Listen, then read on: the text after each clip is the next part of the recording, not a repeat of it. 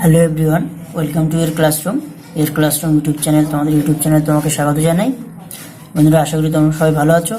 আজ আমরা একটা গুরুত্বপূর্ণ বিষয় নিয়ে আলোচনা করতে যাব, সেটা হচ্ছে মডেল অ্যাক্টিভিটি টাস্ক, দশম শ্রেণীর জীবন বিজ্ঞান অর্থাৎ লাইফ সায়েন্সের ক্লাস 10-এর মডেল অ্যাক্টিভিটি টাস্ক, এটা কিনা পার্ট 2। ওকে, তো বন্ধুরা, মেন ভিডিওতে যাওয়ার আগে তোমাদের কাছে একটা রিকোয়েস্ট, যে তোমরা যদি ভিডিওটি ভালো লাগে তাহলে লাইক করে দিও আর কমেন্ট করে জানাও কেমন লাগলো এবং কোন কোন বিষয়ে তোমাদের ভিডিও চাই, এবং শেয়ার করো, প্রচুর শেয়ার করো বন্ধুদের সাথে, তাতে তারাও উপকৃত হবে। আর কি সাবস্ক্রাইব করো আমাদের চ্যানেল ইওর ক্লাসরুমকে, তাহলে কি হবে, তুমি পরবর্তী ভিডিওগুলি খুব টাইমলি পেয়ে যাবে। এবং সাবস্ক্রাইব করে দেখবে পাশে থাকা বেল আইকনটা প্রেস করে অল নোটিফিকেশন অন করে দেবে, তাহলে সঙ্গে সঙ্গে আমাদের নোটিফিকেশনগুলো তুমি পেয়ে যাবে।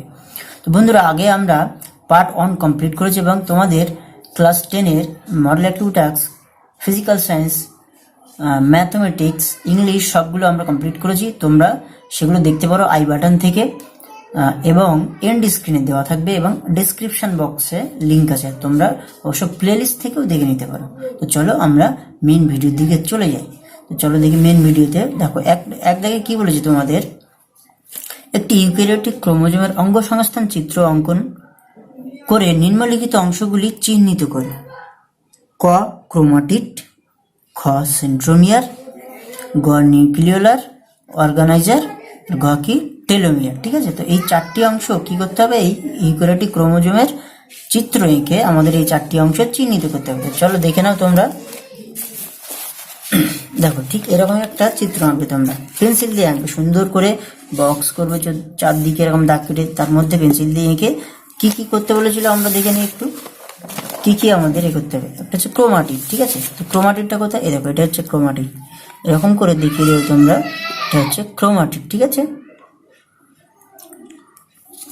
আচ্ছা, তারপরে কি দেখো, তারপরটা বলেছে সেন্ট্রোমিয়ার। সেন্ট্রোমিয়ারটা কোথায়, এই দেখো, এটা হচ্ছে সেন্ট্রোমিয়ার, এটা হচ্ছে সেন্ট্রোমিয়ার। ঠিক আছে, এটা হচ্ছে সেন্ট্রোমিয়ার। তারপর কি বলছে, নিউক্লিওলার অর্গানাইজার। ঠিক আছে, তারপর কি বলছে, নিউক্লিওলার অর্গানাইজার। তো দেখে নাও, নিউক্লিওলার অর্গানাইজার। দেখো, এই যে গৌণ খাসটা আছে, ঠিক এইখানটা কিন্তু নিউক্লিওলার অর্গানাইজারটা হবে। ঠিক আছে, তোমরা এখানে একটা মার্ক করে, এখানে লেখা নেই, তোমরা এখানে লিখে নেবে নিউক্লিওলার অর্গানাইজার। আর কি আছে, টেলোমিয়ার। ঠিক আছে, গয়েরটা বলেছে টেলোমিয়ার। দেখো, টেলোমিয়ারটা কোথায় আছে, এইখানটা আছে, ঠিক এইখানটা আছে টেলোমিয়ার। ঠিক আছে, তো তোমরা ঠিক এরকম করে এঁকে এই যে কটা বলেছে, ক্রোমাটিড, সেন্ট্রোমিয়ার, নিউক্লিয়ার অর্গানাইজার আর টেলোমিয়ার, এইগুলো তোমরা একে ঠিক মার্কিং করে নেবে। ঠিক আছে, এবার দেখো পরের কোশ্চেনে যাবো আমরা। পরের 2 নম্বর কোশ্চেনে কি বলেছে, দেখো 2 নম্বর কোশ্চেনে বলেছে প্রাণীদের গমনের কারণগুলি কি কি। এটা একটা পার্ট গেল আর কি। ফ্লেক্সর ও এক্সটেনশন পেশির কার্যপদ্ধতি পরস্পরের বিপরীত ধর্মী উপযুক্ত উদাহরণের সাহায্যে ব্যাখ্যা করো। দেখো, আমরা প্রথম পার্টটা করব। প্রথম পার্টে কি ছিল, প্রাণীদের গমনের কারণগুলি কি কি। দেখো, এখানে অ্যান্সার লিখবো প্রাণীদের গমনের কারণ সমূহ। ঠিক আছে, নাম্বার 1, খাদ্য সন্ধান। প্রাণীরা কিসের জন্য গমন করে বা চলে। ঠিক আছে, দেখো, খাদ্য সন্ধান লিখলাম, এরকম পয়েন্টিং করবে, খাদ্য সন্ধান লিখে এরকম বক্স করবে। তারপর লিখবে প্রাণীরা নিজের খাদ্য সংশ্লেষণ নিজেরা করতে পারে না, তাই খাদ্য সন্ধানের জন্য প্রাণীদের এক স্থান থেকে অন্য স্থানে গমন করতে হয়। আমরা জানি যে উদ্ভিদ একমাত্র নিজেদের খাদ্য নিজেদের তৈরি করতে হয়, আর আমাদের প্রাণীরা খাদ্য সংগ্রহ করতে গেলে আমাদের এক জায়গা থেকে অন্য জায়গায় যেতে হয়, অন্যের উপরে নির্ভর করতে হয়। আচ্ছা, এটা গেলে এবার 2 নম্বর। দেখো, 2 নম্বর কি আছে, অনুকূল পরিবেশের সন্ধান। অনুকূল পরিবেশ মানে বাসযোগ্য। ঠিক আছে, তাহলে কি, বেঁচে থাকার জন্য প্রাণীরা পরিবেশের বিভিন্ন উপাদানের উপর নির্ভরশীল, যেমন উপযুক্ত পরিমাণ আলো, বাতাস এবং জল পাওয়ার জন্য প্রাণীরা স্থানান্তরে গমন করে। আচ্ছা, নাম্বার 3 কি বলছে, নাম্বার 3 হচ্ছে আত্মরক্ষার জন্য। বিভিন্ন ধরনের শত্রুর কবল থেকে রক্ষা পাওয়ার জন্য প্রাণীরা স্থানান্তর গমন করে। ওকে, এবার দেখো 4 নম্বরে কি বলছে। 4 নম্বর বলছে এছাড়াও প্রাণীরা প্রজনন ও বংশবৃদ্ধির জন্য বিভিন্ন জায়গায় গমন করে। ঠিক আছে, ওটা হয়ে গেল পার্ট 1। এবার পার্ট 2 এ কি বলেছিল, পার্ট 2 এ বলেছিল ফ্লেক্সর ও এক্সটেনশন পেশির কার্যপদ্ধতি পরস্পরের বিপরীত ধর্মী উপযুক্ত উদাহরণের সাহায্যে ব্যাখ্যা করো। চলো দেখো অ্যান্সারটা, এরকম লিখে নেবে, ফ্লেক্সর ও এক্সটেনশন পেশির কার্যপদ্ধতি পরস্পরের বিপরীত ধর্মী। লিখবে ফ্লেক্সর পেশির কনুই এবং উপরস্থিত বাইসেপস পেশি, ঠিক আছে। ফ্লেক্সর পেশি দুটি অস্থি ভাঁজ হতে বা নিকটে আসতে সাহায্য করে, যেমন বাইসেপ পেশি কনি সন্ধিকে ভাঁজ হতে সাহায্য করে। অন্যদিকে যে পেশি সংকোচনে নিকটবর্তী অঙ্গ প্রসারিত হয়, দূরে সরে যায়, তাকে এক্সটেনসর পেশি বলে। যেমন টাইসেপ পেশি সংকুচিত হলে ভাঁজ করা হাত সোজা হয়।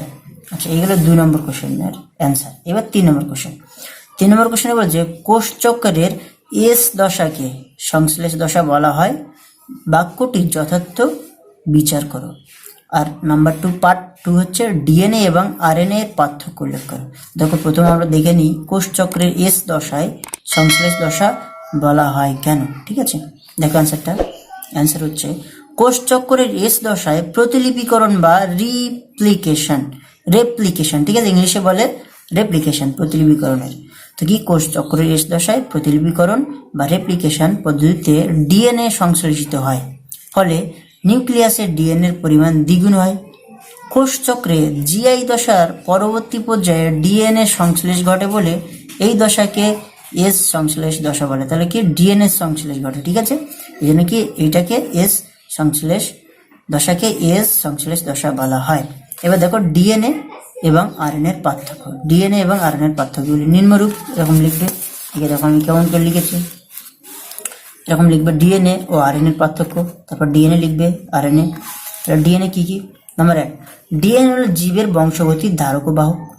আরএনএ উদ্ভিদ ও প্রাণী ভাইরাসের বংশগতির ধারক ও বাহক। তোমরা জানো এখন করোনা খুব ছড়িয়ে গেছে, তো এই যে করোনা ভাইরাস, তো ভাইরাসের ধারক বাহক আরএনএ। আরএনএ কিন্তু খুব প্রচুর পরিমাণে ছড়াতে পারে খুব অল্প সময়ের মধ্যে, এই জন্য করোনা খুব তাড়াতাড়ি ছড়িয়ে যাচ্ছে।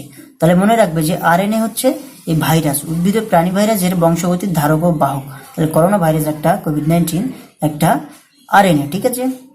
আচ্ছা, তারপর কি, নাম্বার 2, ডিএনএ ডিঅক্সিরাইবোজ প্রকৃতির। আমরা জানি ডিএনএ এর ফুল ফর্ম কি, ডিঅক্সিরাইবোজ নিউক্লিক অ্যাসিড। আর আরএনএ কি,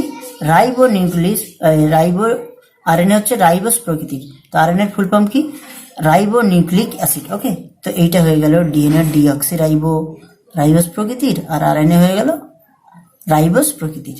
নাম্বার 3, ডিএনএ তে থাইমিন উপস্থিত থাকে, থাইমিন। আর আরএনএ কি, ইউরাসিল উপস্থিত থাকে, ঠিক আছে। নাম্বার 4, ডিএনএ সরাসরি প্রোটিন তৈরি করতে পারে না, কিন্তু এদিকে আরএনএ, অপরদিকে আরএনএ সরাসরি প্রোটিন তৈরি করতে পারে। ওকে, 5 নম্বর দেখো, ডিএনএ দ্বিতন্ত্রী, পেঁচানো ও আকারে বড় হয়, ঠিক আছে। আর আরএনএ কি, আরএনএ প্রধানত একতন্ত্রী, সরু সুতোর মতো এবং আকারে ক্ষুদ্র হয়। তাই এই হয়ে গেল তোমাদের 3 নম্বর প্রশ্নের উত্তর। এবার দেখো 4 নম্বর প্রশ্ন। 4 নম্বর প্রশ্ন বলছে অ্যাড্রেনালিন হরমোন আপাতকালীন পরিস্থিতির মোকাবিলায় গুরুত্ব ভূমিকা পালন করে, ব্যাখ্যা করো। আর একটা কি এর সঙ্গে দিই যে ট্রপিক ও ন্যাস্টিক চলনের পার্থক্য লেখো। দেখো অ্যাড্রেনালিন হরমোনের আপাতকালীন পরিস্থিতি কিভাবে মোকাবিলা করে। অ্যান্সার, দেহের জরুরি অবস্থা যেমন রাগ, ভয়, উত্তেজনা, দুশ্চিন্তা ইত্যাদি ক্ষেত্রে অ্যাড্রেনালিন হরমোন অধিক পরিমাণে ক্ষরিত হয় এবং অ্যাড্রেনালিন স্নায়ুতন্ত্র, শ্বাসতন্ত্র, রক্ত সংবহন তন্ত্রের উপর খুব প্রভাব বিস্তার করে। উত্তেজনাকে প্রশমিত করতে ও দেহকে প্রয়োজনীয় ব্যবস্থা নিতে সাহায্য করে। এজন্য অ্যাড্রেনালিনকে আপাতকালীন হরমোন বলা হয়। এবার দেখো ট্রপিক ও ন্যাস্টিক চলনের পার্থক্য। ট্রপিক ও ন্যাস্টিক চলনের পার্থক্য আমরা দেখে নেব। দেখো ট্রপিক ও ন্যাস্টিক চলনের পার্থক্য। ট্রপিক চলন, ন্যাস্টিক চলন। নাম্বার 1, ট্রপিক চলন। এটি উদ্দীপকের উৎসের গতিপথ অনুসারে চলন ঘটে। ন্যাস্টিক চলনে কি হয়, এটিতে উদ্দীপকের তীব্রতার মাত্রা ও স্থায়িত্ব অনুসারে চলন ঘটে। ওকে, নাম্বার 2 দেখো, এই ক্ষেত্রে প্রধানত অপরিণত অঙ্গ সাড়া দেয় ন্যাস্টিক চলনে। নাম্বার 2, সাধারণত ফুল, পাতা প্রভৃতি পরিণত অঙ্গ সাড়া দেয়। ওকে, নাম্বার 3, এটি অক্সিন হরমোন দ্বারা নিয়ন্ত্রিত হয়। কি, ট্রপিক চলন, ট্রপিক চলন অক্সিন হরমোন দ্বারা নিয়ন্ত্রিত হয়। আর ন্যাস্টিক চলন, এটিতে অক্সিন হরমোনের কোনো ভূমিকা নেই। 4 নম্বর কি, ট্রপিক চলনে এটি এক প্রকার বৃদ্ধিজ চলন। আর ন্যাস্টিক চলনে দেখো 4 নম্বর, এটি এক প্রকার রসস্ফীত চলন। তোমাদের এইখানে তোমাদের অ্যাক্টিভিটি টাস্ক 10ম শ্রেণীর লাইফ সায়েন্সের পার্ট 2 কমপ্লিট হয়ে গেল। তো যদি ভিডিওটি ভালো লাগে তাহলে লাইক করো আর কমেন্ট করে জানাও আমাদের কোন ধরনের ভিডিও চাই, কোন সাবজেক্টের উপর তোমাদের ভিডিও চাই, আর শেয়ার করে দাও বন্ধুদেরকে, প্রচুর পরিমাণে শেয়ার করে দাও, তাতে তারাও অনেক উপকৃত হবে। সাবস্ক্রাইব করে পাশে থাকা যে বেল আইকনটা আছে সেটাকে প্রেস করে অল নোটিফিকেশন অন করে দাও। তাহলে কি আমরা যখনই ভিডিও দেবো, তোমাদের ক্লাসের কিন্তু অনেক ইম্পর্টেন্ট ভিডিও আমরা দিচ্ছি, বিভিন্ন সাজেশন দিচ্ছি। পরবর্তী বছর মাধ্যমিকে কিভাবে তুমি ভালো রেজাল্ট করতে পারবে, কিভাবে ভালো অঙ্ক করতে পারবে, আর অঙ্কের খুব সহজ সুন্দর সলিউশন আমাদের এই চ্যানেলে কিন্তু দেওয়া হয়। তো তোমরা সাবস্ক্রাইব করে রাখো এবং পাশে থাকা বেল আইকনকে অন করে রাখো, তাহলে তোমাদের উপকার হবে। তো দেখা হচ্ছে পরবর্তী ভিডিওতে। তোমরা সবাই ভালো থেকো। Thank you so much.